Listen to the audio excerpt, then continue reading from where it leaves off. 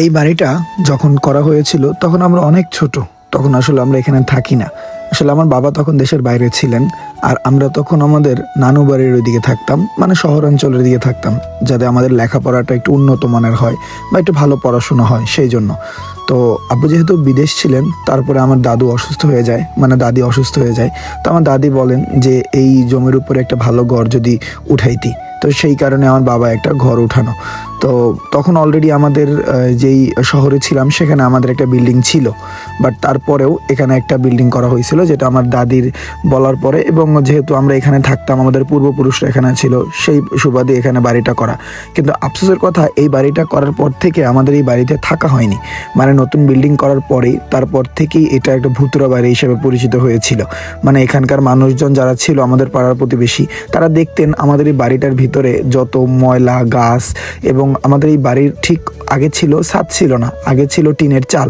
তো সেখানে আমাদের ঠিক এটার ছাদের উপরেই একটা নারকেল গাছ ছিল, নারকেল পরে টিনগুলো ফুটো হয়ে যেত, এবং সেখান থেকে পানি পড়ে পড়ে একটা জঙ্গলের মতো তৈরি হয়ে গেছিলো, এবং বড় উই পোকার বাসাও তৈরি হয়ে গেছিলো।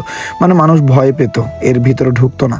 তো সেখান থেকে যখন আব্বু দেশ থেকে, মানে বিদেশ থেকে চলে আসলো, তারপর আমরা সিদ্ধান্ত নিলাম, না আমরা ওদিকে আর থাকবো না, আমরা আমাদের পৈতৃক ভিটা, মানে যেহেতু আমাদের পূর্বপুরুষরা এখানেই জন্ম, এখানেই সব কিছু, এখানে আমাদের চাষের জমি, সব পরিচিত মানুষ, তাই আমরা এখানে থাকবো।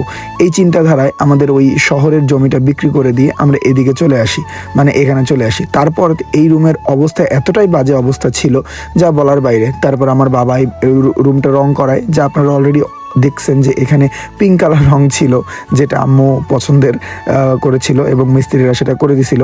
কিন্তু দেওয়ালের ধুলোবালিগুলো এমনভাবে খসে খসে পড়তো, যার কারণে দেওয়ালগুলো অনেক নষ্ট হয়ে গেছে। কিন্তু তার উপরেই মিস্ত্রিরা এই কাজ করেছে। কিন্তু বর্তমানে আমি আবার ঢাকা ছিলাম, কিন্তু আমি এবার আমার ওয়াইফ, বাচ্চা এবং বোনদেরকে নিয়ে গ্রামের বাড়িতে ফিরে আসছি, মানে আমিও গ্রামে থাকবো।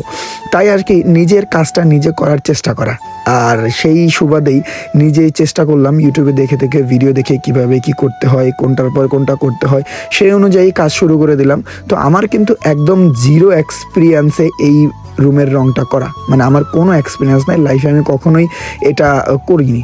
আর এই সাহসটার কারণও একটু রয়েছে বটে, কেননা রিসেন্টলি আমার শ্বশুরবাড়িতে তারা হচ্ছে পুরা বাড়িটা পেইন্ট করছে। তো ওইখানে যখন তারা করছে, দেখে মনে হইলো এটা আহামরি তো কষ্ট না, একটু ঘষতেই যতটুকু কষ্ট হয়।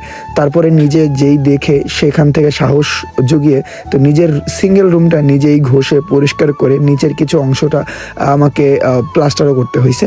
সেই ভিডিওটা অবশ্য করা হয়নি। তো নিচের সাইডটাও নষ্ট ছিল অনেক, তো ওইগুলো মানে ফেলে দিয়ে তারপর নতুন করে প্লাস্টার করে, তারপরে পুডিং